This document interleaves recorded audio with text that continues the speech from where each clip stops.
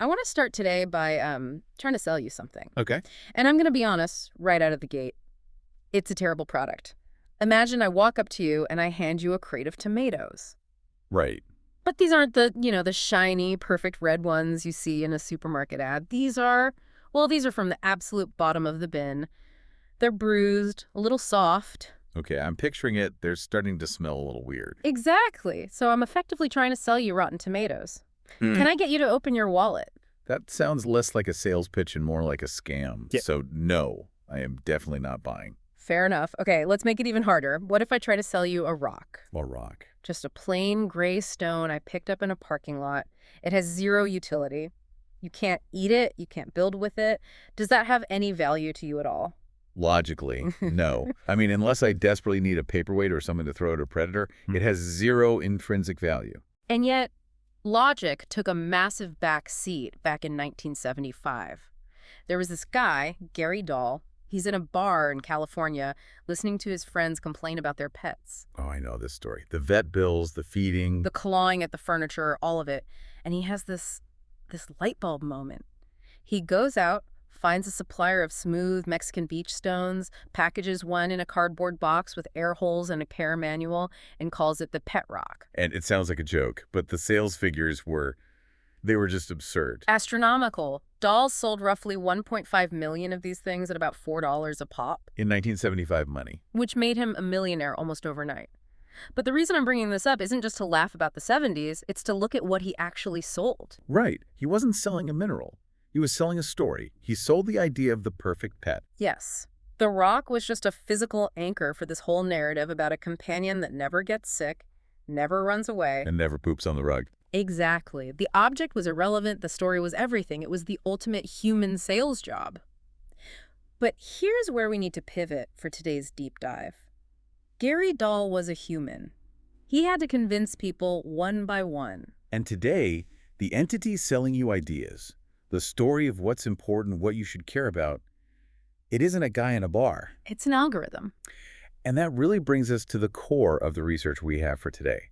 We're looking at a stack of articles and studies that all argue we have fundamentally misunderstood what a recommendation even is. We think of them as just helpful tips. Hey, you like this movie, so try this one.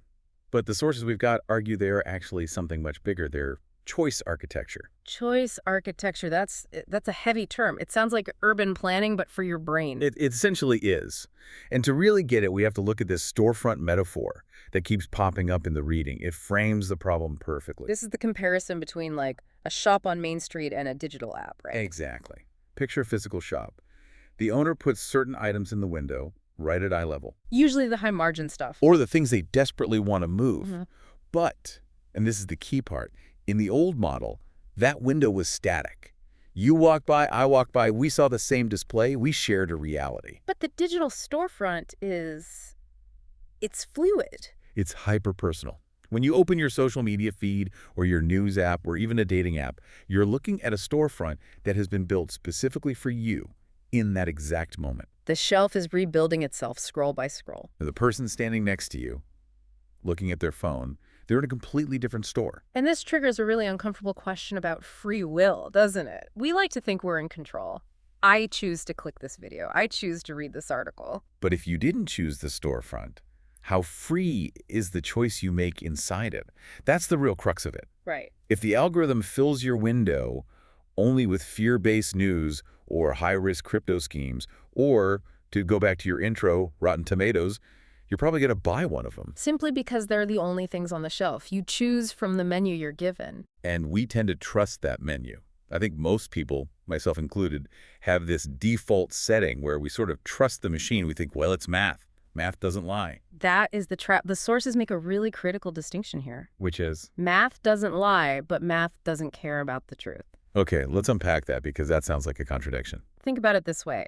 An algorithm is an optimization machine. It isn't designed to be a truth seeker or a moral philosopher. It has a target. A target function. Usually something like watch time or clicks or conversions. Exactly. It's asking what works, not what is correct. So it's purely utilitarian. It just wants to hit its KPI. Ruthlessly. If a calm, nuanced, 30-minute explanation of a complex political event keeps you on the app for 2 minutes, The system marks that as a failure. It says bad content. But if a sensational, fear-inducing headline keeps you doom scrolling for 20 minutes, Then the system learns that fear is the correct answer. It's optimizing for engagement, and it just so happens our biology is deeply engaged by threats. precisely. And this optimization has evolved. We're not just dealing with clickbait anymore. There was a specific warning from Zoe Hitzig, a former OpenAI researcher, back in February of 26. She coined this phrase that really just jumps off the page: the archive of candor. I highlighted that too. It sounds almost poetic, but the implications are terrifying. What exactly is this archive? Well, think about how you interact with a chatbot or an AI assistant Yeah. versus how you interact on, say, a public social media post. On social media, you perform, you show your best self, the vacation photos, the promotions. But with a chatbot, you confess. That's true. You ask the questions you're too embarrassed to ask a human. Exactly. People type in their deepest fears, their health anxieties, their relationship problems. They ask, how do I know if my partner is lying? Or symptoms of early onset dementia. You're honest with the machine in a way you aren't even with your spouse, because the machine doesn't judge. That's the candor. Hitzig's warning is that these companies are building this massive data set of human vulnerability, and this data set exists right alongside powerful commercial incentives. So connect the dots for us. You have a system that knows exactly what keeps me up at night, my specific insecurities, and its primary goal is to keep me clicking or buying something. That is the danger zone. Hitzig wasn't saying this is all happening maliciously right now, but that the potential for it is now baked into the system.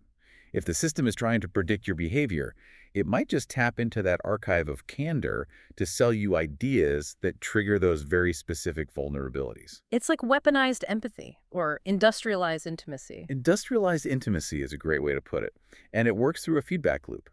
The sources break this down into a cycle that it narrows your world. It's not just that the algorithm shows you what you like. It's that it actively hides what you don't. Let's walk through that loop, because I think we all vaguely know it exists, but the mechanics are really important here.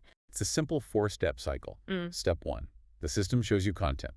Step 2, you react a click, a pause, maybe a share. A signal. Step 3, the system records that signal. And step 4, it recalibrates to show you more of whatever triggered that reaction. And over time, this creates the infamous filter bubble.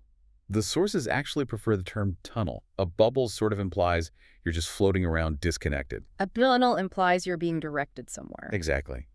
As the system optimizes, alternatives just disappear. You stop seeing opposing viewpoints, not because they don't exist, but because they don't spike your optimization signal. You know, I tried to think about this with my own feed. When was the last time my social media genuinely surprised me? And I don't mean shocked me with something crazy. I mean surprised me with a respectful, opposing view that made me sit back and think, I never thought of it that way. If you can't remember, that's the tunnel. Yeah.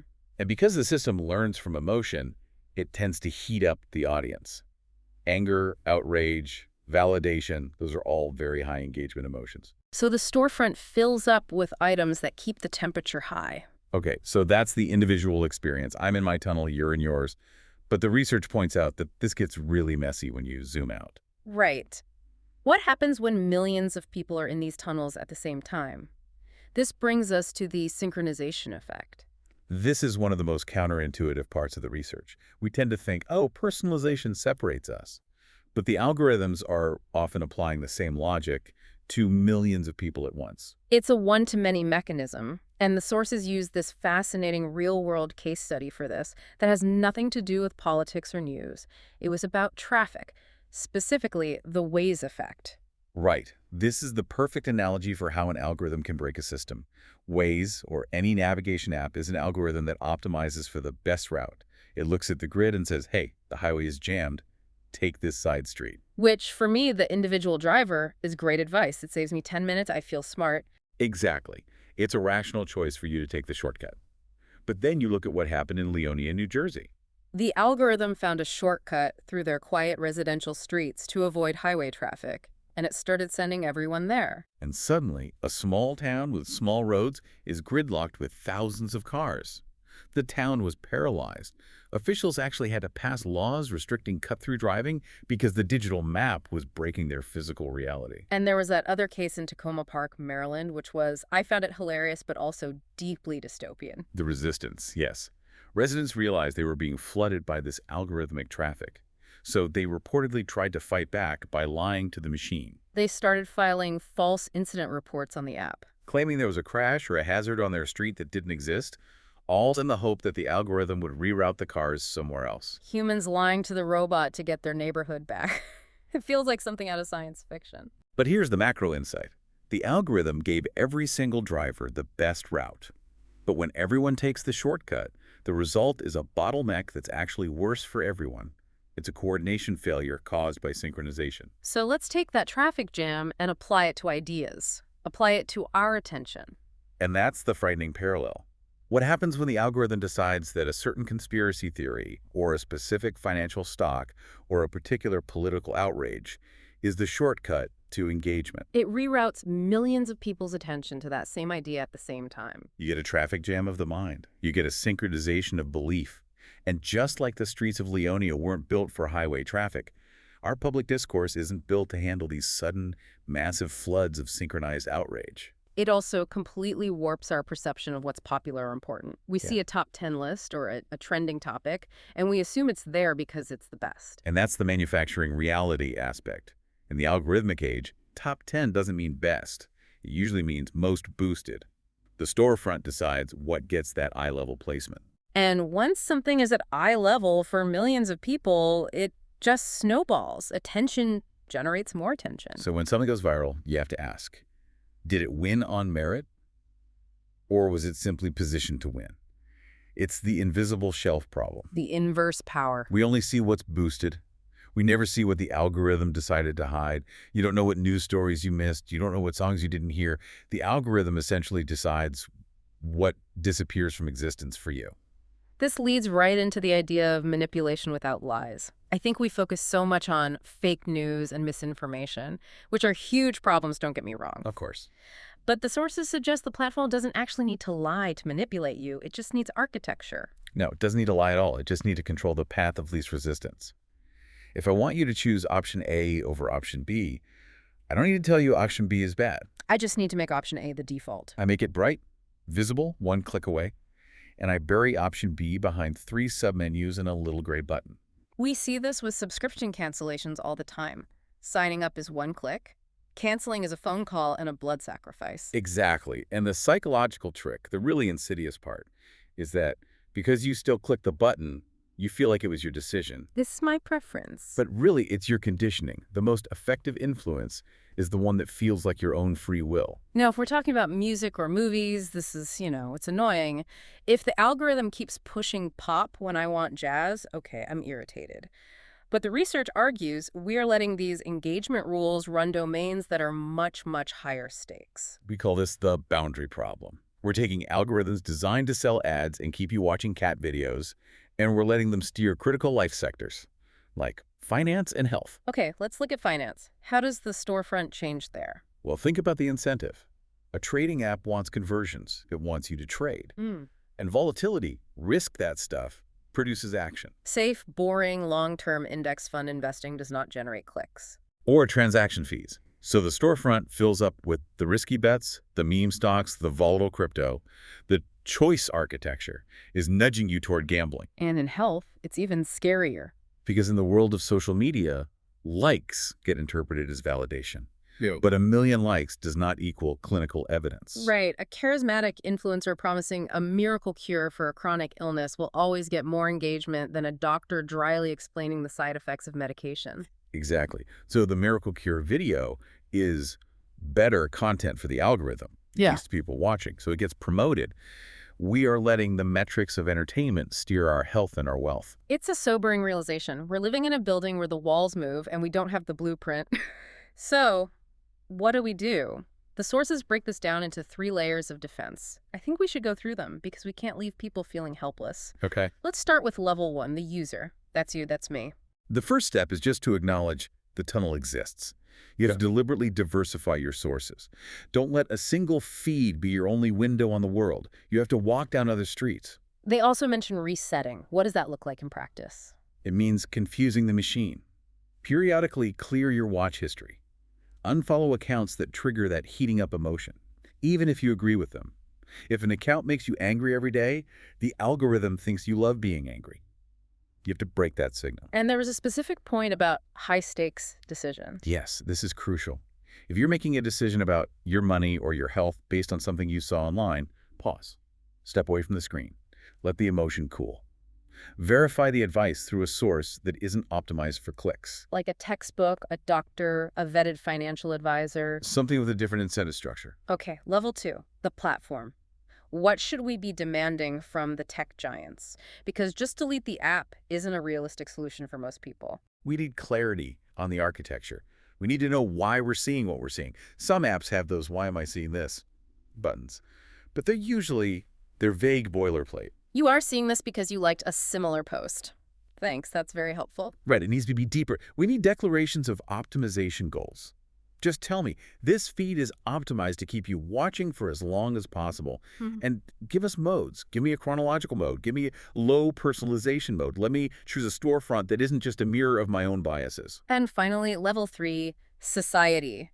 This is where the heavy lifting happens. This is where regulation comes in. The sources argue that for these high-stakes domains, medicine, finance, elections, we need something like building codes. Builder codes, I like that metaphor. Think about aviation. If a plane crashes, there's an investigation. We find out why. If a financial algorithm crashes a market or a medical algorithm spreads a dangerous panic, there needs to be an audit. We need transparency, accountability. We have to move from the wild west of coding to a time where we have structural engineering standards. Because the structures they're building are the ones we're all living inside. Exactly. So as we wrap up this deep dive, I want to go back to that opening image. The crate of tomatoes. It really is the key, isn't it? The storefront is global, the platform is massive, but the shelves are stocked differently for every single person. And that's the reality of Rotten Tomatoes at scale. For one user, the algorithm might be presenting opportunities, education, connection, fresh produce. They're thriving. But for another user, maybe standing right next to them on the bus, the shelves are stocked with fear, isolation, and misinformation. They are getting the Rotten Tomatoes. And the system keeps feeding them Rotten Tomatoes because they keep clicking, trying to figure out why they smell so bad. And the scary part, the really provocative thought to leave you with, is that you don't always know which shelf you are standing in front of. You assume your window is the world. And if this system helps one group and harms another, how do we even begin to measure fairness? If I'm seeing the world through a clean window and you're seeing it through a distorted one, can we even have a shared reality anymore? That is a massive question, and it actually leads perfectly into our next deep dive. We're going to be looking at bias and fairness, why neutral algorithms are a myth, and why the problem often isn't just the code, but the history that's baked right into it. It's going to be a tough, but really necessary conversation. Until then, check your shelves, question the storefront, and thanks for listening to The Deep Dive.